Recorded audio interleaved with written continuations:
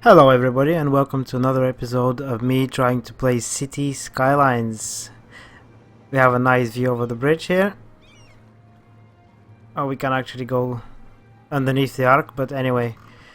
We have made some progress, and if you have missed my previous episode on top 5 mods, top 6 actually, make sure you go back and watch that one, because I'm going to be talking about how to optimize your city in 5 easy steps, as in the meantime we try to progress our city even further in this episode. So let's just go ahead and start with our new airport. We have built ourselves an airport and it's kind of working.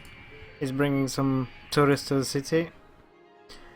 You can see passenger service 0, so I don't know how beneficial this is to the city, but anyway, we have to have one. We have 60,000 people now, and it's kinda empty city without an airport, is it? So let's just go ahead and look at the new area we built. This is our latest district, and I built a road network where we can expand the city easier, and this is going to be a purpose of one of the points I'm trying to bring forward to people which are new to the game and kind of just starting but have a basic idea how to build a city. So my first point will be crematoriums and cemeteries and how to strategically place them, and I know this because I made mistakes as well in this playthrough. And if we click on the death care, you can see I have capacity of 840 crematorium availability. I don't know if that's people, I think that's dead people that can be processed in a certain amount of time. And our actual deceased people are 223. So when they get buried, they have to be empty. The buildings, the cemeteries have to be emptied in the crematoriums, otherwise they will just fill up the spaces and you end up with filled cemeteries, and you will have to build another one and another one and another one. So you kind of have to have crematoriums in the game. So for now, as you can see here, I have one cemetery and one crematorium right next to each other. So my point being is, if you have those things right next to each other, that's good. But if you have only crematoriums, and if you think they can replace the cemeteries altogether, that's wrong. And I'll tell you why. It's wrong because if you have those, if you open the hearses, here if you see the hearses tab, hearses in use 6 out of 7 at the moment. And if we click on the cemetery, it's actually 10. So another thing is, the crematoriums do not have the capacity to pick up so many dead people, but the cemeteries have, and also they have quite low. Let me just open the. You can see the maintenance is 160 a week, and the crematorium costs 720 a week. So you can place 5 of those and have the same cost as one of those crematoriums. So that kind of gives you an idea that you need to have 5 cemeteries in the city to have one crematorium, something that shows in this tab as well. Like now I can have 4 of these. Actually I can have 4 times less crematoriums in the city and still be able to manage the deceased or process the deceased. So if you're starting a new city, make sure you don't delete your graveyards. You keep placing them, and you keep placing them strategically. Let's say you have a graveyard here, and you have another one here, and then in the middle you have crematorium, or you might have three cemeteries and then 1 crematorium. So all these cemeteries, they supply the dead to crematorium and kind of fill the capacity. So now we can see deceased stored is only 10, 15. I can go up to 105. So I have pretty much a lot of room to play with. and that's one of my early mistakes I made in the playthrough.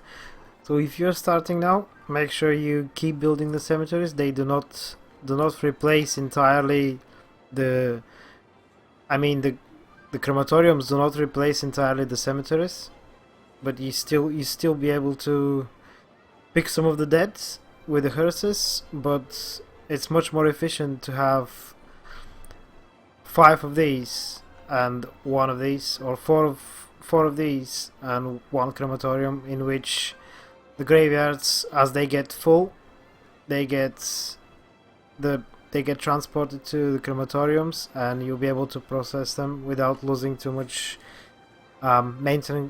without losing too much money towards maintenance cost or upkeep.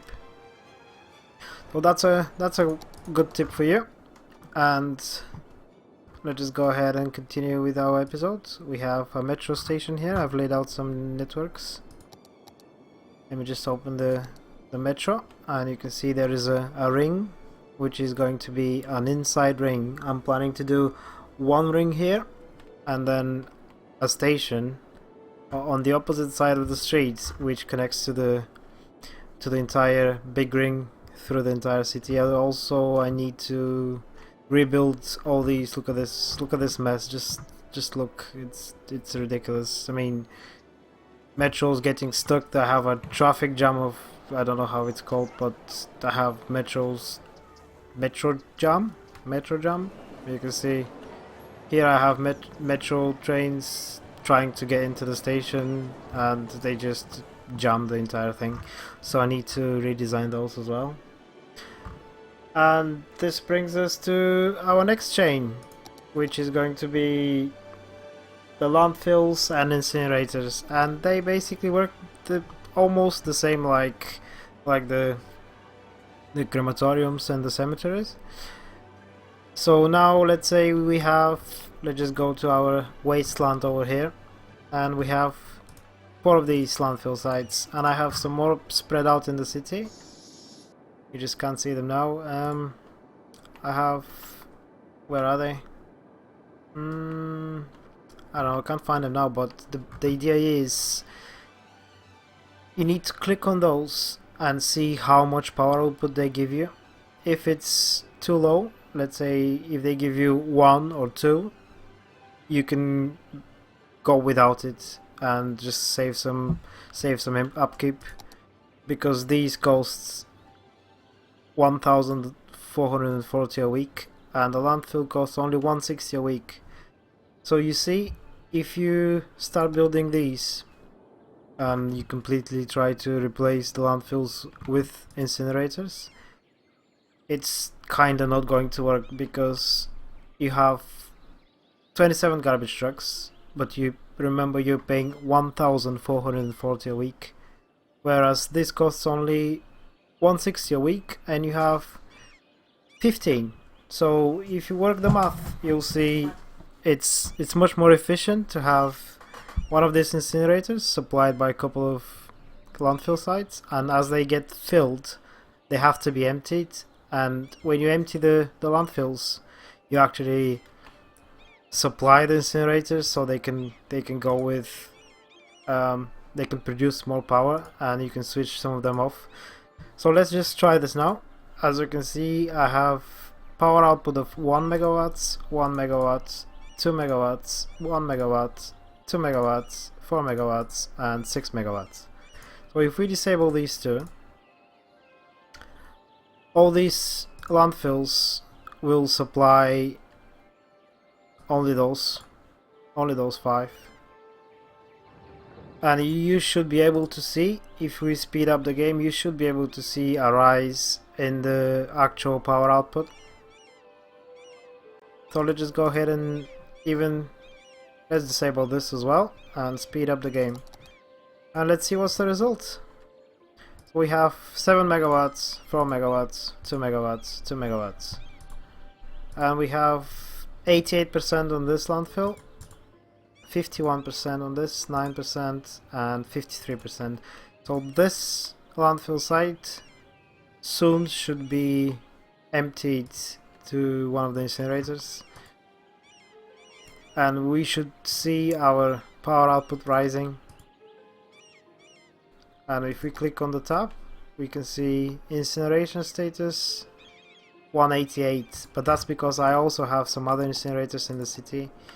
Let's say I have incinerators here, and this one produces, let's just see how many megawatts, 8 megawatts. I have also incinerator here, which supplies this district, and it produces 12 megawatts because it's got the entire area supplying only one. And as you can see, I have no problem with the garbage. Click on the garbage, everything is green. And that's basically it. Don't replace your landfill sites with incinerators completely, because you will be losing out on income. One of these costs a lot of money per week, and if you can switch them off because you don't need them.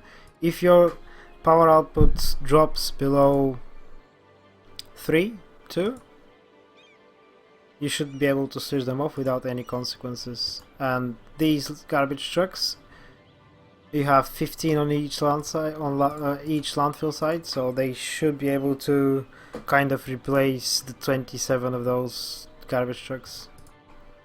Oh, that's another idea that I had the other day while I was looking at garbage production and the cemeteries and how the whole chain thing works in City Skylines.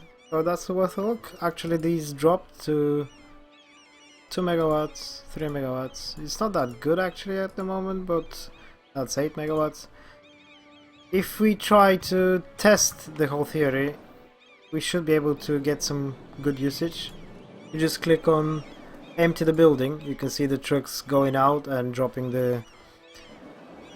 some of the garbage in the incinerators, and this power output should rise immediately. Let's just see how much it rises now. You got 5 megawatts, 5, 7, 8, 5. So as these get filled up, you should be able to get some decent... Ideally you want to keep them at maximum capacity, let's say 12. So I'm not too sure what's the ratio between landfill and incinerators. I think I have too little... I have maybe... If I leave one of the incinerators here and build some more landfill sites with just one incinerator in some other, let's say, garbage collection cell or whatever you want to call it, we should be able to... You can see the power output now 11, 12 as it fills. So garbage reserves should be high in order to produce the maximum power. You can see the processing rate is 48,000 a week, and this processing rate is also 48,000 a week. 48,000? 48,000. And as this thing gets emptied, others will start filling up and they will have to be emptied. So just switch between those. It's not the perfect ratio at the moment, but if you find something better, let's say you have 4 landfill sites to 1 incinerator or 3 landfill sites to 1. At the moment I don't know what's the ideal situation, but it's definitely not this. As you can see, we can go easily without those 3, and we saved 3,000, almost 4,000. So that's about it. And the next thing I want to talk about is the budget and how you can save money from the budget. We have a burned down building. It's not entirely a good showcase of what I was trying to talk about, but I'll say it anyway. If you click on the budget tab, you can see your weekly expenses of each tab, each service. So my concern was the weekly fire department expenses, and they were quite high. They were something like 7,000 a week, and that's, as you can see now, we have less income than what we pay for only for the firehouses.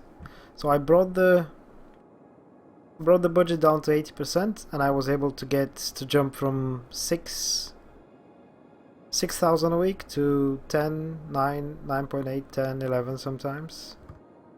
So if you play with the budgets, let's say you need to upgrade your districts, yeah. So in order to upgrade these districts, you need to have good coverage of all the services. You need to have firehouses. You need to have police everywhere.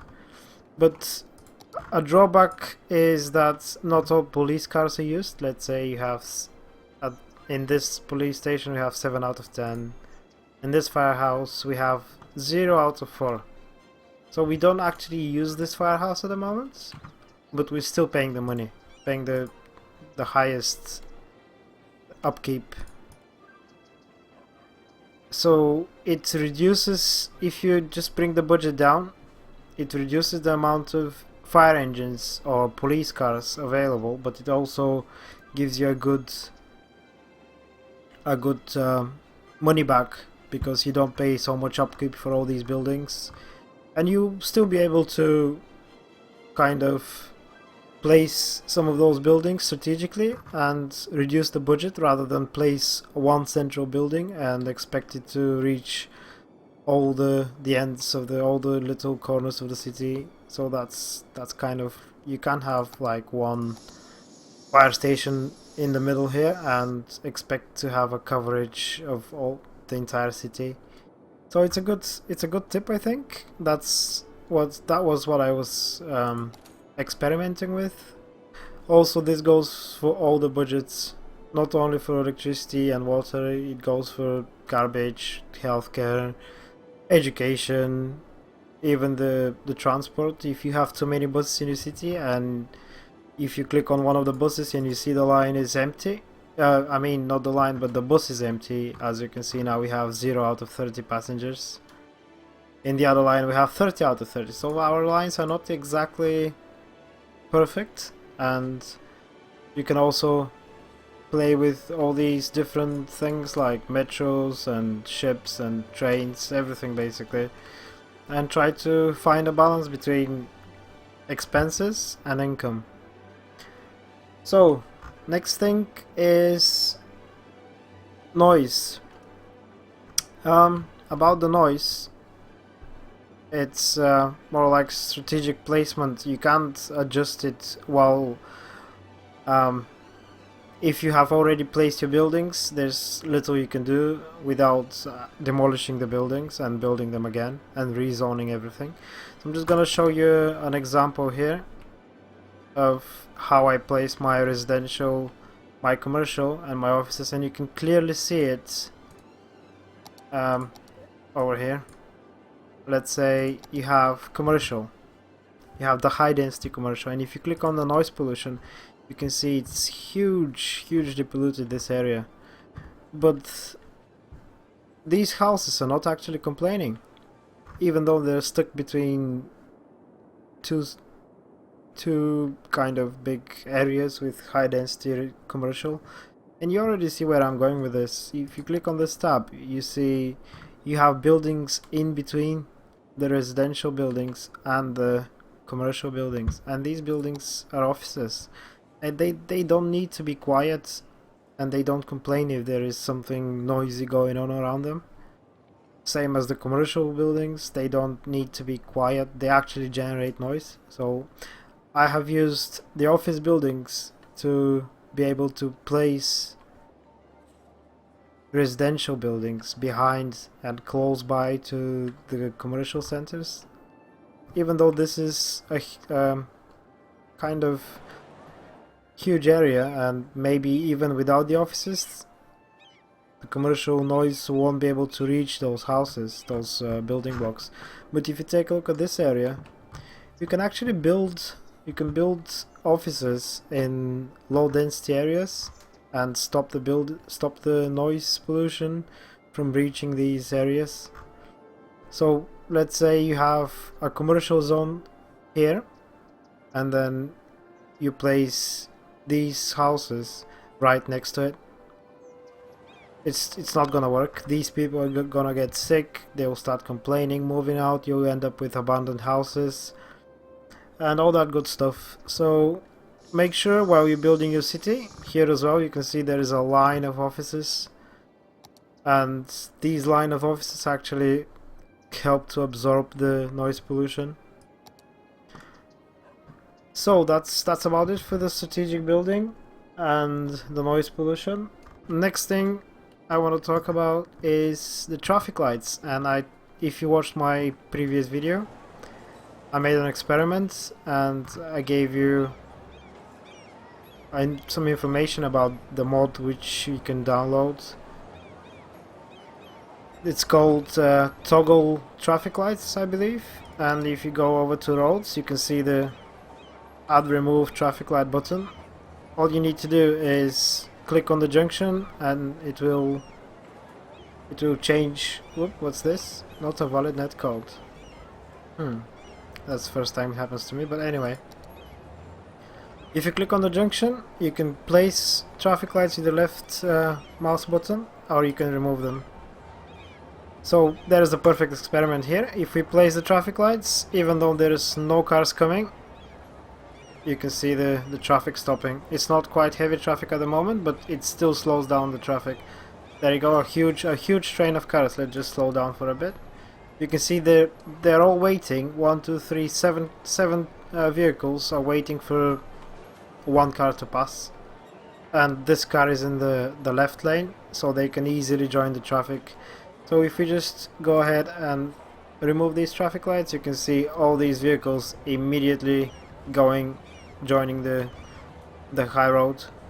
So that's a recommendation from me to get this mod and play with your junctions, but be careful because you can remove the junctions from basically every part of the city, and it gets sometimes, most of the time, it gets messy when there's no traffic lights. So let's say this busy junction, you can see some cars waiting. There's a red sign, and you can see there's a green now, so all the cars are going, and these are still waiting. So let's just go ahead and test it. If we just remove the traffic lights, the traffic will actually flow better, and I'm sure it will because there's no traffic lights now, and you're kind of letting the computer calculate the perfect roads, which is not possible in real life. So in this junction, let's just see how this wave goes. Oh wow, this huge pile up, but cars still going through, and there's a problem for you. You can't see this kind of junction in real life without any traffic lights or any traffic management system. And why is that? Because you cannot trust drivers, and this has just made the game entirely unrealistic. So be careful with your traffic light systems, and if you want to switch off some traffic lights, make sure there is a good reason behind it. Like, let's say you have a ramp leading from a high density road which has many vehicles passing through, and accidentally the game for some reason puts a traffic light like here on a highway. Just use the mod and remove the highway. Remove the not the highway, but the traffic lights on the highway. There's nothing wrong with it, but make sure there is you don't exploit the physics of the game, because if you have junctions like this or junction like this, just leave the traffic lights on. Otherwise you'll get a much better traffic flow, but it's not going to be realistic. So if you want to stick to realism, make sure you check your traffic rules and how lanes work and how all the traffic stuff works before you change this. Otherwise you end up with better traffic, but you won't be having a realistic simulation in that regard. So that's about it. We have some work to do, we have some zoning to do, we have some placing of buildings to do, and traffic management as usual. But that's gonna be in the next episode. Hope you enjoyed my little tips and tricks on how to make a better use of your building placement and chains, traffic, budget, and see you guys in the next one.